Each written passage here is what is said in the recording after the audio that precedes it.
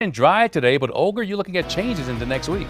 That's right. We have our monsoon pattern setting up, and things will be a lot different over the next 5 days or so. We're on the brink of summer. We have just a few hours to go, just overnight tonight. And once we get into tomorrow evening, that's when we're officially going to kick in our summer solstice at 8:42 p.m. on the 20th of June. Forecast is right on par. We're normally seeing about 92 degrees for our high this time of year, but we've been overachieving the last couple of days. We are sitting at this hour at 99 degrees at the Sunport, 99 at TRC, already in those triple digits for Deming, and just on the brink for Las Cruces and for Roswell. A lot of us have a shot at making that in the next half hour or so before things dial back. There are some showers and thunderstorms off toward the north central and northeastern part of the state, and that's where you can see some of these elevated wind gusts above 20, 30-mile-per-hour wind gusts, especially in and around Clayton, Raton, and for Las Vegas. On the radar, though, it's going to be a little bit quieter after sunset for us here in the Albuquerque Metro. We're still under our heat advisory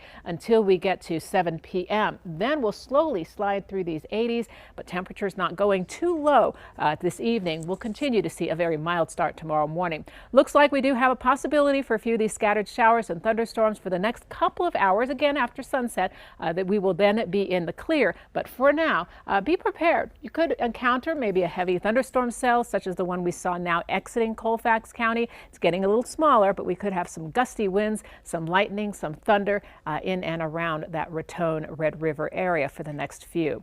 Our forecast, it does feature some more rain.